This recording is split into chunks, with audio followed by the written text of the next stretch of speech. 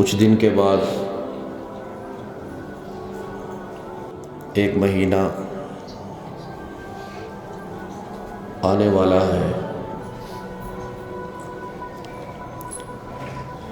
اس مہینے کی آمد سے پہلے اس کا استقبال ہوتا ہے۔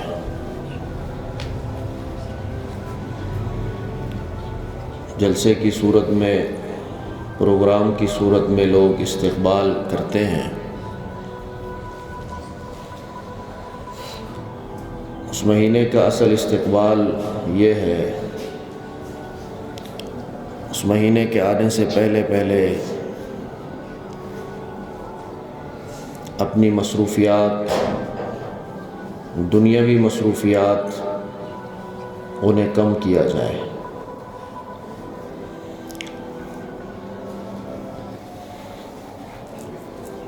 اللہ کے نبی صلی اللہ علیہ وسلم نے حضرت سلمان فارسی رضی اللہ تعالیٰ عنہ کی وہ روایت ہے، آپ صلی اللہ علیہ وسلم نے فرمایا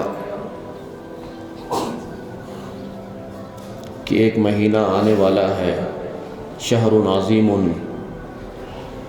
عظمت والا مہینہ اور برکت والا مہینہ، تم پر سایہ کرنے والا ہے۔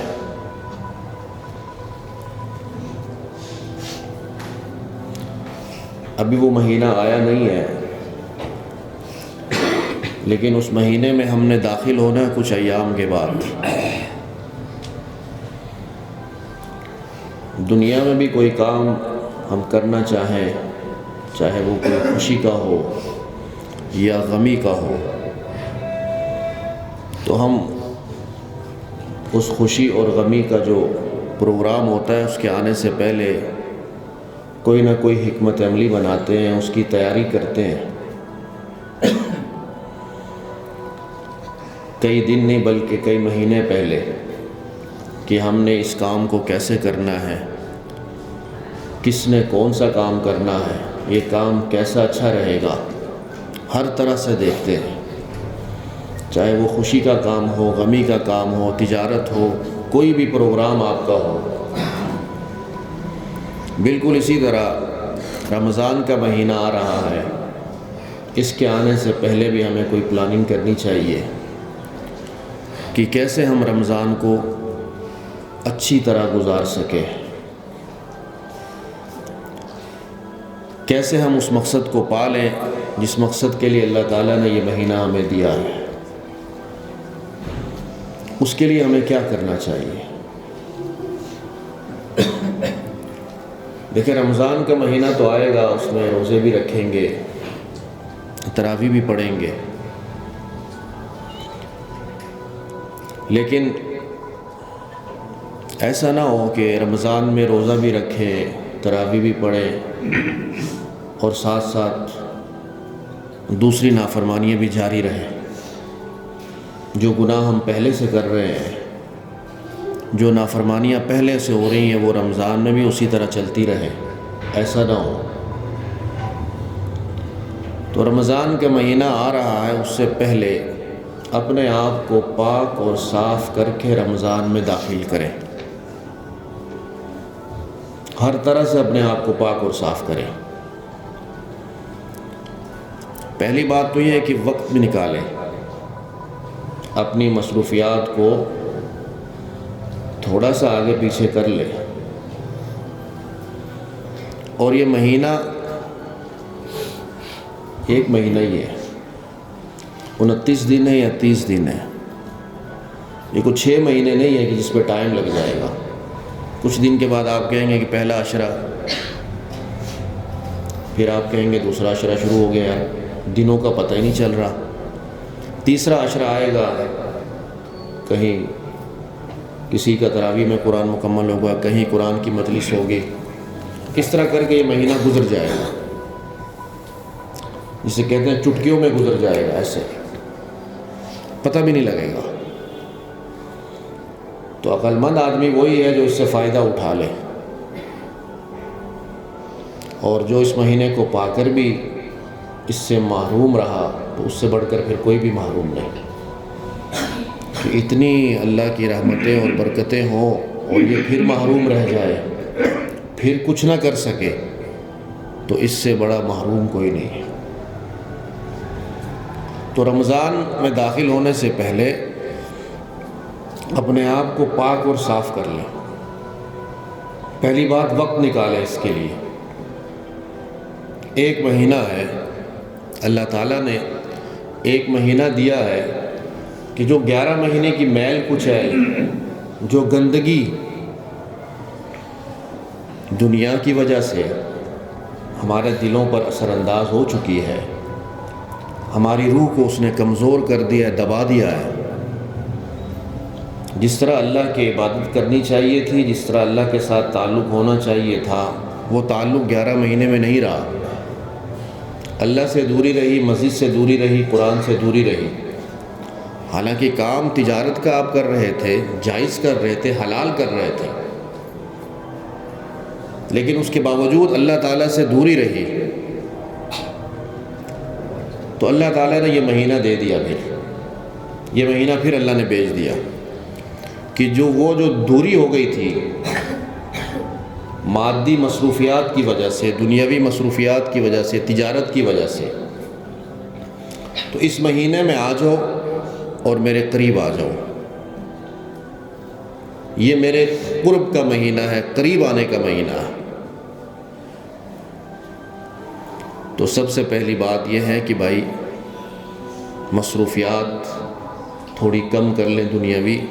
اس مہینے کو غنیمت سمجھیں اور اس مہینے کو، اس رمضان کو اپنی زندگی کا آخری رمضان سمجھ کے عبادت کریں. کوئی بھی عبادت ہے نا اللہ کی، چاہے وہ نماز ہے، چاہے وہ آپ سجدہ کر رہے ہیں، کوئی بھی عبادت ہے، اسے زندگی کا آخری عمل سمجھے تو پھر اس میں لطف آئے گا.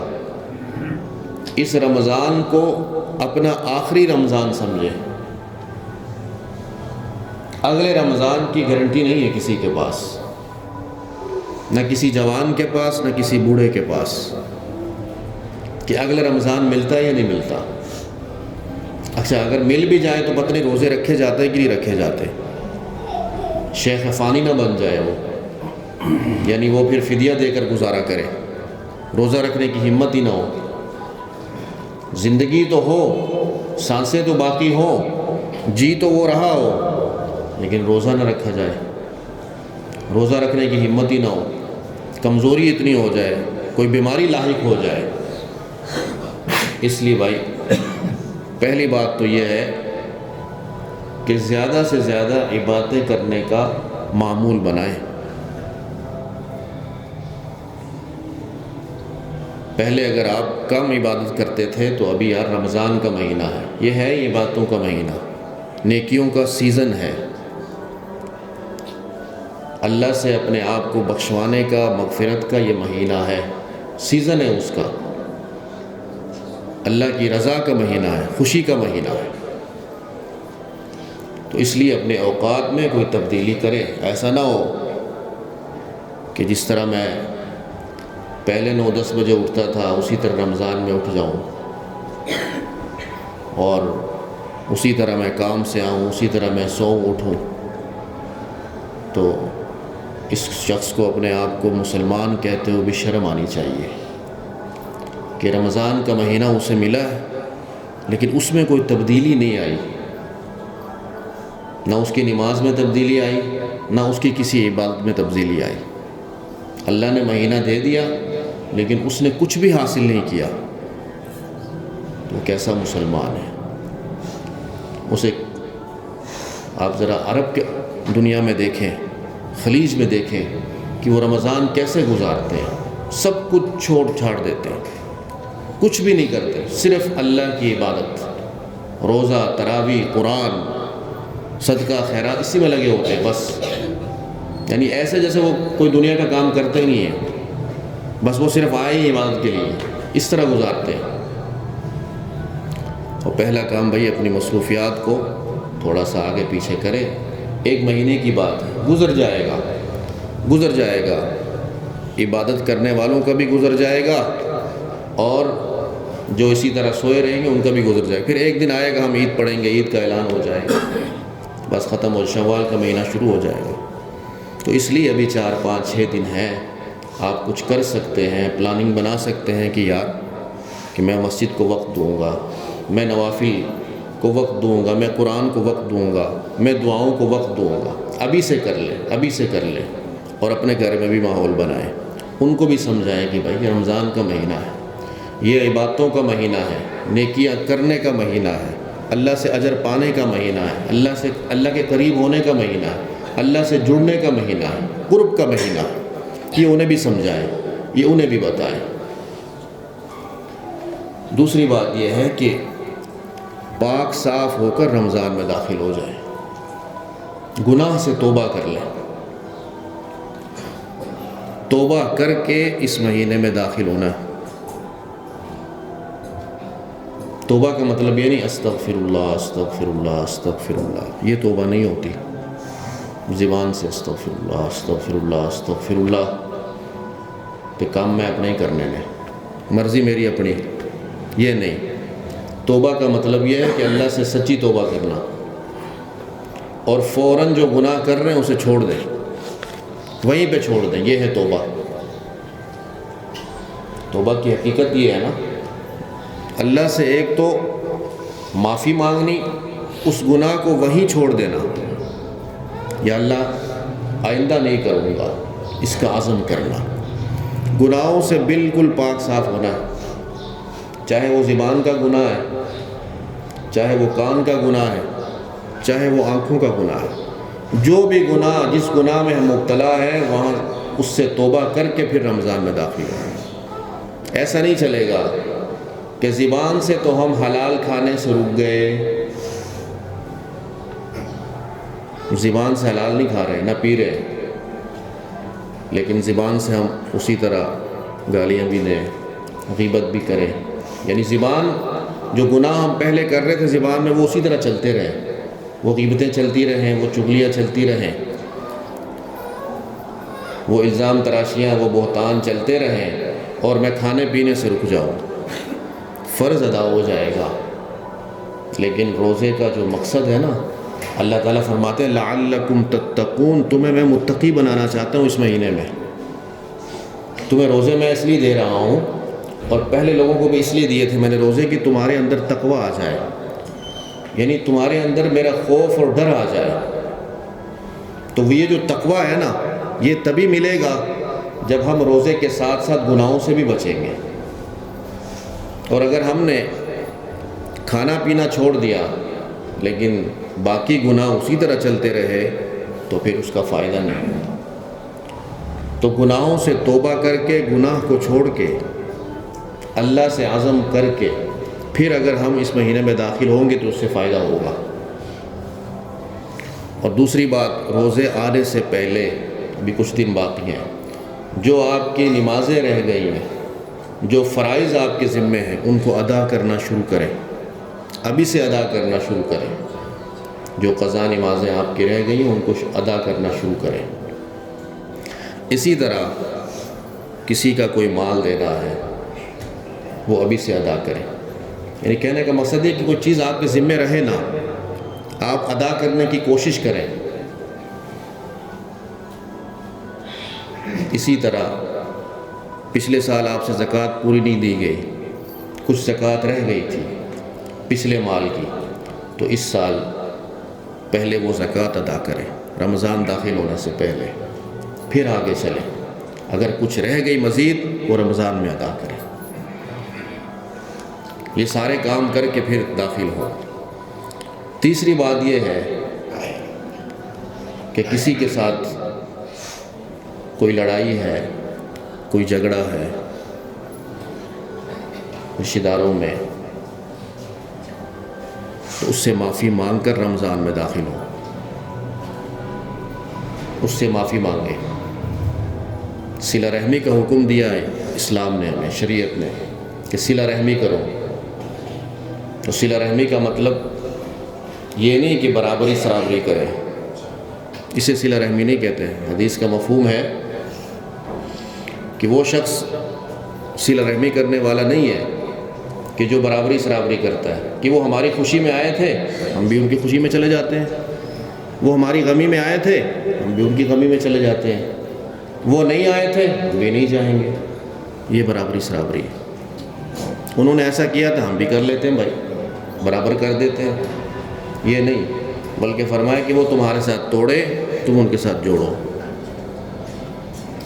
اور نبی کریم صلی اللہ علیہ وسلم کی حدیث ہے لا يدخل الجنت قاطع،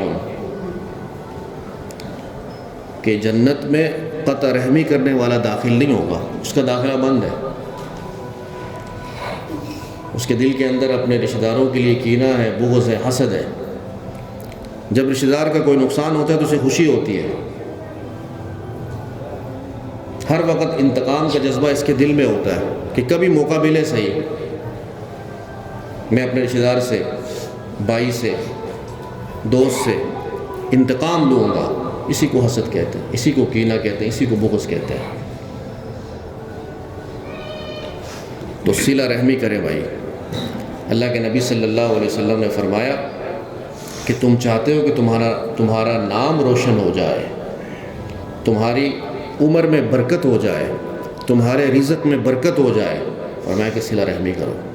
معمولی بات نہیں ہے صلہ رحمی کرنا، اور جو صلہ رحمی نہیں کرتا، ہر وقت حسد کینہ بغض اس کے دل میں ہوتا ہے، تو شب قدر لیلۃ القدر جیسی رات میں بھی اس کی مغفرت نہیں ہوتی۔ کتنی بڑی رات ہے، اس رات میں بھی اس کی مغفرت نہیں ہوتی۔ تو بھائی جس رشتہ دار کے ساتھ، جس دوست کے ساتھ اس طرح کی کوئی بات ہے تو پہل کر لے۔ پہل کرنے والا جنت میں بھی پہلے جائے گا۔ جو پہلے معافی مانگے گا، عاجزی کرے گا نا، تواضع کرے گا، کس کے لیے؟ اللہ کے لیے، اللہ کے نبی کا حکم سمجھ کر۔ من تواضع للہ رفعہ اللہ، جو اللہ کے لیے عاجزی کرتا ہے، اللہ کی مان کر جا کر معافی مانگتا ہے، جوڑتا ہے، توڑتا نہیں۔ اللہ فرماتے ہیں رفعہ اللہ، اللہ کے نبی فرما رہے ہیں میں اسے بلند کر دیتا ہوں، میرے کاغذات میں، میری لسٹ میں، میری فہرست میں وہ بلند ہو گیا۔ من تواضع للہ رفعہ اللہ، میں اسے بلند کر دیتا ہوں، اس کا درجہ میرے ہاں بلند ہے۔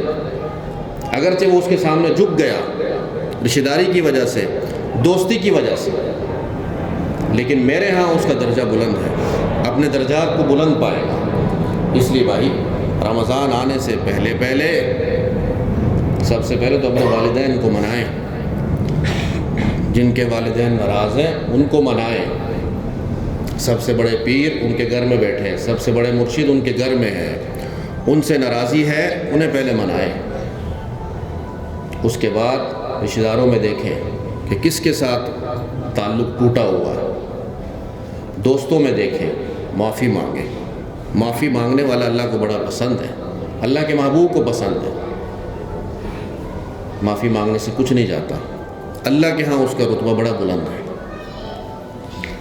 تو تیسری بات یہ ہے کہ بھائی رمضان آنے سے پہلے دل میں اگر اس طرح کی کوئی بات ہے، کسی کے ساتھ کوئی جھگڑا ہے، کسی کے ساتھ کوئی لڑائی ہے، تو معافی مانگ کر اس کو ختم کریں، اور تو پھر رمضان میں داخل ہوں، تو پھر اس کے انوارات آپ کو حاصل بھی ہو جائیں گے، آپ کا بوجھ ہلکا ہو جائے گا نا، آپ سکون سے عبادت کریں گے۔ اور اگر آپ کے دل میں یہ بوجھ رہا یار، ہر وقت انتقام والا بوجھ رہا، ہر وقت حسد رہا، ہر وقت کینہ بغض رہا، تو عبادت کا کوئی فائدہ نہیں ہے۔ محض وہ عبادت تو ہو جائے گی لیکن وہ نور نہیں ملے گا، پھر روح اسی طرح رہے گی آپ کی۔ ہاں مطلب اعضاء سے تو آپ رکوع بھی کر رہے ہیں، سجدہ بھی کر رہے ہیں، قرآن بھی پڑھ رہے ہیں، سارا کچھ کر رہے ہیں، آپ کے اعضاء اوپر نیچے ہو رہے ہیں، لیکن جو دل ہے نا، روح، وہ اسی طرح رہے گی۔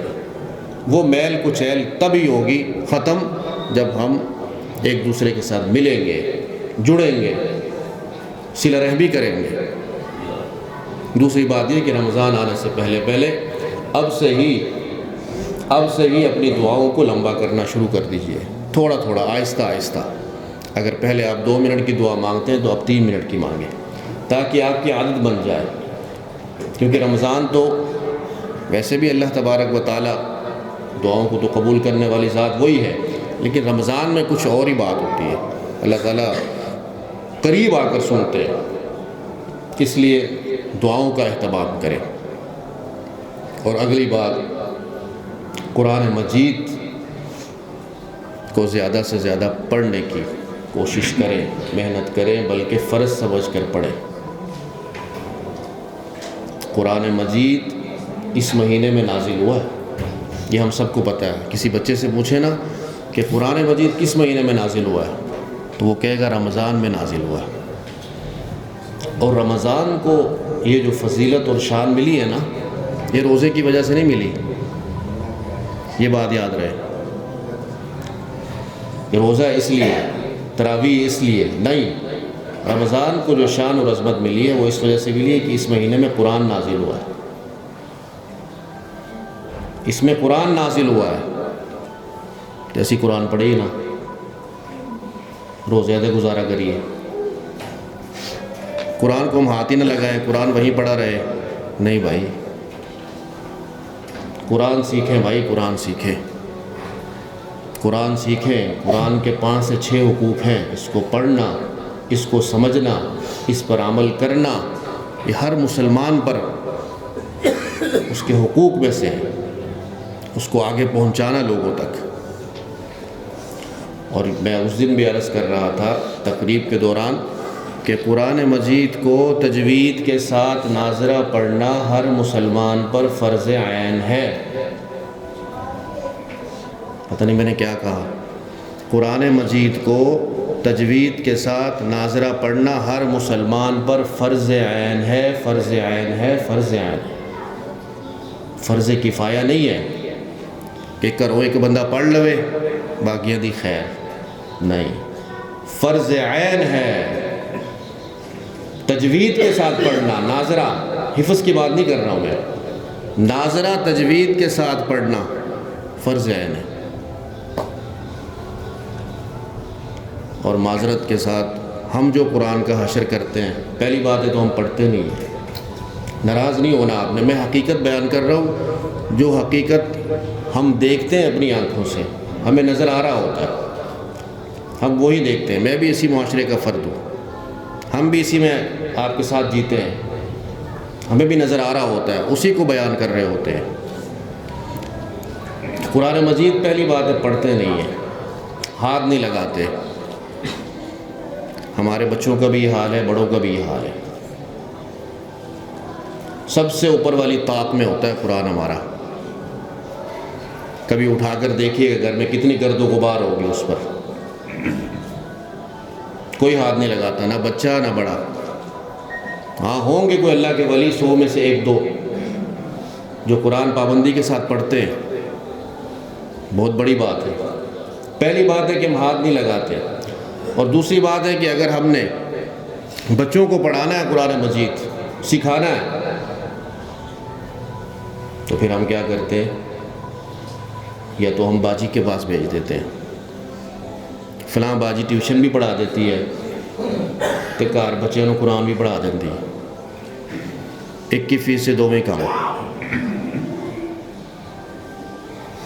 اور جب وہ پڑھ کے ہمارے پاس ماشاءاللہ آتے ہیں کبھی، کہ صاحب ذرا بہنا چیک کرنا، اب قاری کیا کرے گا، مولوی کیا پڑھائے گا، اس نے 4-5 سال جو پڑھا ہے اس کی زبان پر تو ہم نہیں چڑھا سکتے جو جس طرح ہم نے پڑھانا ہے۔ اور پھر آج کل قرآن شروع ہو گیا سکول کے اندر، بعض بچے آتے ہیں کہ قاری صاحب ذرا 9واں سپارہ دینا سانو، 10واں سپارہ کی ہوا ہے، خیر ہے، اس سکول سے سانو 9واں سپارہ لگ گیا ہے۔ میں نے کہا آپ نے تو ابھی نورانی قاعدہ نہیں پڑھا، کہتے بس انہوں نے لگا دیا، اس نے ابھی پہلا سپارہ نہیں پڑھا، سکول والوں نے اس پہ 9 پہ لگا دیا، اور حکومت ہماری خوش ہے کہ ہم نے سکول میں قرآن کا رواج دے دیا ہے، بچوں کو قرآن پڑھائیں گے جی۔ اس نے ابھی پہلا دوسرا سپارہ نہیں پڑھا، اس کو 9واں سپارہ، اس نے نورانی قاعدہ نہیں پڑھا، وہ دوسری تیسری میں ہے، اس کو 9واں 10واں 15واں سپارہ لگا دیا، بس صرف یہ لکھوانے کے لیے کہ ہم قرآن پڑھا رہے ہیں۔ اچھا جی پڑھائے گا کون جی تانوں؟ وہ ٹیچر ہے نا ہماری، وہ ٹیچر پڑھائے گی۔ اس لیے بھائی میں سب کو کہہ رہا ہوں، بچوں کو نہیں کہہ رہا ہوں، آپ کو بھی کہہ رہا ہوں کہ قرآن سیکھ لو بھائی، قرآن سیکھ لو۔ یہ قرآن صرف ختموں کے لیے نہیں آیا ہوا، کہ تیجے تے ختم دوا دیو، 10ویں تے ختم دوا دیو، 40ویں تے ختم دوا دیو، مول صاحب انہیں سپارے دے دیو. یہ اس لیے نہیں آیا، یہ پڑھنے کے لیے آیا ہے، سمجھنے کے لیے آیا ہے. اور ہم نے اس کو ختموں کی کتاب بنا دی. انہیں لکھ دیو جی، نہیں جی ایک کٹ نے ذرا زیادہ لکھ دیو. مردے کے بھی مزے ہیں، مرنے والے کے مزے ہیں کہ انی عبادت تے میں جیندے نہیں سی کیتی جنی مرن تو بعد مینوں مل گئی. کہنا یار مہربانی یار کمال ہو گیا. اس طرح مردے بخشوائے جاتے ہیں. تیسرے دن ختم پڑھا دو جی، 10ویں دن اس طرح مردے بخشوائے جاتے ہیں. اللہ اکبر. کون پڑھے گا جی؟ بچے بھیج دو جی، رشتہ دار آ کے پڑھیں گے، رشتہ دار بخشوائیں گے. ماں تیری مری ہے، باپ تیرا مرا ہے، تو نہیں پڑھ رہا، تو آپ نے کرسی لگائی ہے، ٹانگ پہ ٹانگ رکھ کے بیٹھے ہوئے ہیں جی، بچے پڑھ رہے ہیں. آپ کو توفیق نہیں ہے پڑھنے کی. کس کو دھوکہ دے رہے ہو بھائی؟ کیا کر رہے ہو؟ کیا کر رہے ہو؟ اور جس نے ساری زندگی خود قرآن نہیں پڑھا تم اس کو بخشوا رہے ہو، وہ تمہارے قرآن سے بخشا جائے گا؟ نہیں بھائی، خود قرآن پڑھو اور اپنی اولاد کو پڑھاؤ. وہ بخشش کا ذریعہ ہے، وہ صدقہ جاریہ ہے. ہم آئیں گے کھانے پینے کے لیے، رشتہ دار آئیں گے کھانے پینے کے لیے، کھا لیا پی لیا ختم. ہم تو آئے تھے کھانے پینے کے لیے بھائی، ہم پڑھنے کے لیے تو نہیں آئے تھے. ہم نے پڑھا، آپ نے کھلا دیا، ختم ہو گیا. ثواب کدھر ہے؟ ثواب آپ کی اولاد پہنچائے گی. ان کو پڑھاؤ قرآن، وہ دل سے پڑھیں گے. میں نے دل سے نہیں پڑھنا، میں اعلان کہہ رہا ہوں، مجھے وہ درد تکلیف نہیں ہے آپ کے والدہ کی، آپ کے والد کی، جو آپ کو ہے. میں تو ٹائم پاس کرنا ہے. اس لیے بھائی ان چیزوں کو چھوڑو، اصل پر آؤ، اصل پر، حقیقت پر آؤ. خود پڑھو خود. اس لیے بھائی قرآن میں اصل بات یہ کر رہا تھا کہ رمضان سے پہلے یہ نیت کر لیں بھائی کہ قرآن سیکھیں گے، اپنی اولاد کو سکھائیں گے، اولاد صدقہ جاریہ بنے گی. اس دن میں کہہ رہا تھا، پہلے بھی میں نے کہا، یہ قرآن پڑھاؤ گے بچوں کو، صرف حافظ نہ بنانا. یہ میری نصیحت بھی ہے، وصیت بھی ہے. بچوں کو صرف حافظ بنا کر نہ چھوڑنا. اگر حافظ بنانا ہے تو ساتھ عالم بھی بنانا. حافظ کا ٹیگ لگوا دیتے ہیں، حافظ جی حافظ جی، نہ بھائی، اس سے کام نہیں چلے گا. یہ نیت کر لے کہ اگر پڑھانا ہے بچے کو، اور ایک بچے کو تو پڑھائیں یار، ایک بچے کو تو پڑھائیں بھائی. میں حیران ہوتا ہوں، پھر آپ ناراض ہو جاتے ہیں. چلیں ہو جائیں ناراض، کوئی بات نہیں. سکول کی تعلیم کتنی اہم ہے یار. میں حیران ہوتا ہوں، کبھی کبھی سر پکڑ کر بیٹھ جاتا ہوں کہ کتنی اہمیت ڈال دی ہے انگریزوں نے ہمارے دل و دماغ کے اندر، کہ صبح 6 بجے اٹھتے ہیں اس کے لیے. 6 بجے انگریزوں کی تعلیم ہے نا، اللہ کی وحی تو نہیں ہے. یہ میتھ اللہ کی وحی نہیں ہے. سائنس، یہ کیمسٹری اللہ کی وحی نہیں. اللہ کی وحی یہ میرے سامنے پڑا قرآن ہے. یہ صبح 6 بجے بچہ اٹھتا ہے، صبح 6 بجے، اور تیاری اس کی رات سے چل رہی ہوتی ہے. رات سے اس کی چیزیں پوری کر کے رکھنی امی نے، والدہ نے. صبح 6 بجے وہ اٹھے گا، اس کو چھوڑ کر آئیں گے، 1 بجے اس کو لے کر آئیں گے. 6 سے 7 گھنٹے دے دیے، دے دو بھائی، میں نہیں روک رہا، دے دو. پھر وہ ٹیوشن جائے گا 3 بجے، اور رات کو 8 سے 9 بجے آئے گا. قرآن کدھر ہے بھائی؟ اللہ کی کتاب کدھر ہے؟ یہ کب پڑھانی ہے؟ نہیں پڑھاؤ گے تو پھر آگے جو ہماری نسل آئے گی نا، وہ بے دین ہی ہوگی. آج آپ نہیں پڑھا رہے ہو، کل کو آپ کی جو اولاد ہے وہ اپنی اولاد کو پڑھائے گی؟ کبھی بھی نہیں پڑھائے گی. آپ تو پھر 10 منٹ کے لیے بچہ بھیج دیتے ہو، 15 منٹ کے لیے بھیج، وہ بالکل نہیں بھیجیں گے. آپ اچھے سے اچھے سکول میں پڑھائیں بھائی، بچوں کو قرآن تعلیم دیں، اچھی سے اچھی فیسیں دیں، لیکن قرآن بھی تو پڑھائیں. 1 گھنٹہ تو نکالیں یار اس کے لیے. اس تعلیم کے لیے آپ 10 گھنٹے 12 گھنٹے نکلواتے ہیں. بچے سے نکلواتے، بچہ بالکل پڑھ پڑھ کے اس کی طبیعت ہی عجیب ہو جاتی ہے. وہ ادھر آتا ہے، سبق سناتا ہے، جاؤں گھر صاحب میں جاؤں، کیا ہوا؟ کہ ٹیوشن جانا ہے. ٹیوشن جانا ہے، ٹیوشن والی باجی مارتی ہے. خدا کے لیے اس کی اہمیت کو سمجھو بھائی، سمجھو. یہ قرآن ختموں کے لیے نہیں آیا، سمجھنے کے لیے، پڑھنے کے لیے آیا، اور ہر مسلمان کے لیے، صرف مولویوں کے لیے نہیں ہے. شاید آپ سمجھتے ہو کہ مولویوں نے پڑھنا ہے، یہ جو مدرسے میں صرف طالب علم انہوں نے پڑھنا ہے. نہیں بھائی، آپ میں سے ہر بندہ اس پر تجوید کے ساتھ قرآن پڑھنا فرض ہے. اب آپ پڑھیں نہ پڑھیں وہ آپ کی مرضی ہے. میں نے جو صاف بات آپ کے سامنے رکھ دی، جو حقیقت ہے. بعض بندے یہ بھی کہتے ہیں اسی تو نہیں پڑھے ہوئے جی، بچے پڑھ جان گے. دیکھو نا، اسی اہمی ٹائم گزارتا، وہ اس آسرے پر بچوں کو بیچتے ہیں، خود نہیں پڑھتے. نہیں بھائی، آپ بوڑھے ہیں، جوان ہیں، بچے ہیں، قرآن آپ کو سیکھنا لازمی ہے.